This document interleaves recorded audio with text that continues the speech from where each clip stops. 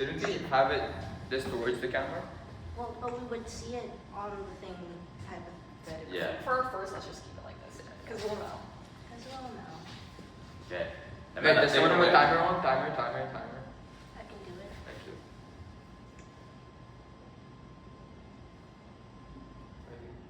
Hmm? I was not afraid. Oh. Yeah, 5. What are you doing? Okay. Just start whenever Jimena starts talking. Okay. I'll start whenever? Yep. Okay. Good afternoon. We're Team 128, a group of mechanical engineers that are developing a design for a project throughout the course of the semester. My name is Jimena Saicho Garcia, and I'm project manager. Wait, Jimena. Yeah. Sorry. So good for you. Can you like introduce our team and then Huming introduces herself? Because I think we have to introduce ourselves like in the order that we speak. Oh wait, so then would Jimena go and then you go? I go? Because you're doing the disclaimer. Yeah, no? Oh. I was thinking I'd go last because then like I'm like, talking. Because our to main this. part is last. Your Yeah, main yeah. part is last. Like I think it feels better if I say like I'm Mateo, I'm the whatever, and then disclaimer this. And we start, you know. Oh yes. Nah, Okay. yeah. So I just want to see. Jimena, I think you will go. That's such a problem. I want to sleep, but I gotta study that. Right So. here. Is that okay? I'll start yes. So first it's humane, then it's you, then Let's it's... start and then have a You, yeah. And then it's Ahmed and then Mateo. And then Mateo, since his like part is last, and he's doing the disclaimer, it'll flow nicely. Okay. Okay, sorry about that. No, I need it too. Nah, I thought someone was still like last weekend, but actually not. Okay. All right, let's start. Okay. Good afternoon. We are Team 128, a group of mechanical engineers that have been developing a design for our project throughout the course of the semester. Oh, nice. Sorry. I'm Piming Sun. I'm the team leader. My name is April Wynn, and I'm the Quality Assurance Manager. My name is Ahmed Faraz, and I'm something I forgot. My name is Mateo Castaneda. I am the research coordinator. A quick disclaimer before we begin: we are first-year mechanical engineering students. Our work has not been reviewed by a professional engineer and should be reviewed by a professional engineer before implementation. So a little bit of background. In vitro fertilization, or IVF, is an assisted reproductive technology used to help individuals conceive. The process involves retrieving eggs from the ovaries, fertilizing them in the laboratory, and transferring the resulting embryo in the uterus. IVF cycles typically last around 10 to 14 days, with the first 10 to 12 days spent with the physicians monitoring several clinical factors. When those factors reach optimal levels, a trigger shot is administered to the patient. This is a key step in the process, as the injection prompts the final maturation of the eggs before retrieval, which typically is 34 to 40 hours later. Our client, Dr. Claire Jones, is one of 8 infertility specialists at Mount Sinai Fertility Clinic. She's determined that a major challenge in IVF is deciding the optimal timing for the trigger shot. The decision is complex because to increase the chances of success, we want to wait for factors to reach optimal levels, but this will also increase the risk of complications such as premature ovulation or OHSS, which is ovarian hyperstimulation syndrome. Currently, there are no standardized frameworks to guide this decision. Instead, physicians rely heavily on their individual trainings, experiences, and judgment. This leads to inconsistencies across practitioners, even within the same clinic. Although research on this timing exists, studies focus on isolated variables and do not consider the full clinical picture. As a result, these findings are difficult to apply in a real clinic. Oh. Based on these challenges, our gap is clear. There's currently no standardized decision-making tool at Mount Sinai to support IVF trigger timing decisions while incorporating existing research and maintaining ease of use. This creates a need for design that would help physicians make consistent decisions based on scientific evidence while remaining practical and accessible. A scope that is too large would require developing a fully predictive algorithm, which is beyond our current capabilities, and a too narrow scope would restrict our design space too much and reduce the potential for our solution. As a result, we focus on designing a tool that is intuitive and convenient for physicians to use in their existing workflow while being as accurate and evidence-informed as possible. The inconsistencies that Huming brought up are addressed through our solution, the Trigger Predict app. Trigger Predict Predict is an intuitive, standardized, and data-driven clinical decision support system designed to support physicians when disagreements occur.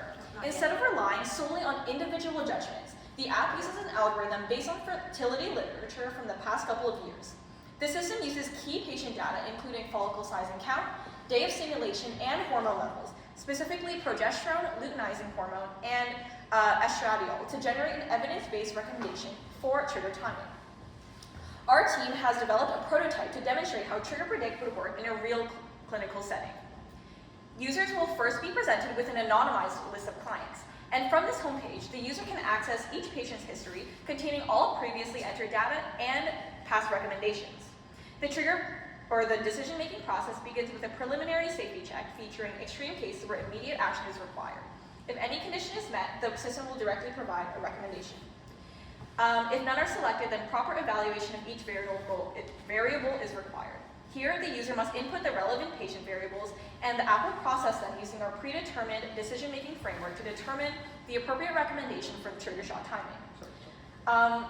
The output is represented in 4 color-coded recommendations to trigger immediately. It could be also to wait 24 hours to reevaluate, to proceed according to the previous decision, or to trigger immediately and then consider adjusting the treatment or the medication. Next slide. Don't worry. Trigger Predict is designed to minimize barriers to access and integration from the very beginning. The platform offers seamless cross-device usage, available for use not only on computers, but for tablets and phones for ease of access. Deployment is also intentionally very simple, needing only one system installment required per device to integrate smoothly into the pre-existing digital infrastructure present in the clinic. This streamlined approach supports easy adoption into the physician's personal decision-making processes, while also making the system easier to deploy and maintain by minimizing potential failure points. Simple human error can present a lot of Trigger Predict focuses on eliminating as many of those complications as possible. Once a physician inputs the patient data, the system takes over by automatically evaluating the information. This design ensures that the only human involvement is the inputting of the hormone levels and follicle size, which are necessary to proceed. This signifies the vulnerability of error. Of course, this does come with a limitation. Each data entry carries a 0.29% error rate, which we have identified and accepted as a controlled trade-off in the design. Accuracy alone isn't enough. Physicians need to trust the decision. So what does Trigger Predict do differently? It doesn't just give you an answer, it shows you why. Every step of the evaluation includes a drop-down that walks you through the system's reasoning. That level of transparency is key. When you're making high-stake decisions like one trigger, you need clear, logical justification to produce the best result. The design isn't meant to replace decision judgment, but rather to strengthen it, transparent, explainable reasoning. Trigger Predict is designed to feel natural and instinctive from the moment a physician starts using it. We focus on 4 key characteristics: low cognitive effort, familiarity, and high effectiveness. Every design supports from simple colors to clear, purposeful icons that guide the user through each step. The interface is visually clean and easy to navigate, allowing physicians to make decisions quickly and confidently. This strong emphasis on intuitive use is a key feature of our design, and it leads us directly into the next part of our presentation, our measure of success.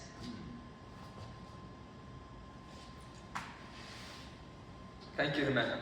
So, picking an objective for our measure of success was very vital because we wanted to pick something that would be extremely of essence to our design. So we landed at intuitivity. How do we land at intuitivity? Well, our research showed us that when an interface is more intuitive, it leads to a reduced cognitive load of the user, which thereby increases usability. And there's a lot of research to back this up. As you can see over here, this chart is specifically for the frequency of certain intuitive factors of intuitivity versus the years that they've been focused on. And as you can see, over the past 10 years, focus on these factors has increased greatly when it comes to CDSS, when it comes to clinical decision support systems. And that's because people have realized that no matter how good your algorithmic power is, it doesn't matter if the doctors can't actually use your CDSS properly, and that's where we wanted to put our focus on. So how do we validate our apps intuitively?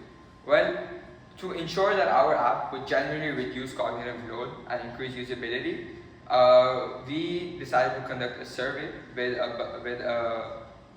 the physicians at Mount Sinai Fertility Clinic. And this wasn't just a survey with random questions, no. All of these questions were based on an empirically proven standardized question framework. So we knew that these questions would actually give us legitimate results that we could judge our app on. And on top of that, we judged these results using the System Usability Scale, or SUS, which is an industry-established benchmark, which I'll show you guys just in a few moments. So as you can see here, the measure of success for our app was great. On average, the doctors rated the cognitive effort for our app as 80, which means that they didn't need to use much at all. The relevancy to every feature in the app, to their purpose, was 95. Familiarity of such apps was 95. Efficiency was at 80 as well, which just goes to show how well and intuitive our app is, and it shows that TriggerPredict really is perfectly suited for our clients' needs. So our design is clearly proven to be greatly compatible with Mount Sinai's workflow. TriggerPredict maximizes intuitivity of the user interface, ensures transparent justification for any just recommendations with mild risk of human error. The decision-making logic behind TriggerPredict is simple and linear, based on the data in peer-reviewed journals and articles. The main quality that our design lacks is a high level of precision in its decision-making process, something that's needed for implementation. This was a deliberate choice by our team, as even the most accurate algorithm is useless if a complex UI leads to the decisions deciding not to use it. So, our current scope can be simplified to this image, a solution that balances ease of use and transparency of decision, two major needs for the client. By scoping our project in this way, we managed to produce a high-quality user interface as shown by our MOS, leveraging our expertise and available resources. Before implementing the design, the scope of the project will need to increase to maximize accuracy of the algorithm decisions, integrated with the same objectives for the UI we designed. This can mean a slight modification of the bounding values after more research, or it can mean implementing a machine learning model to replicate and improve on the complex decision a physician makes when deciding the trigger. This approach has been shown to increase the number of 2PNs, or fertilized eggs, by around 3 per cycle in current models, and more time will be needed for us to invest in this design to obtain and use a data set to train the model, first of all, but then also more time to test it in the clinic after implementation. Our team has added significant value by creating a standardized, intuitive framework for trigger decisions geared to Mount Sinai. By moving forward with the foundation and widening the scope of the project beyond the bounds of APS 112, we believe we can create an impactful solution for Mount Sinai and increase the number of successful IVF pregnancies in Toronto. Thank you for your time. We will now open to questions. Yay! 11:30. 11:30. Okay, honestly, that's really It's good. fine. I think that's a good time.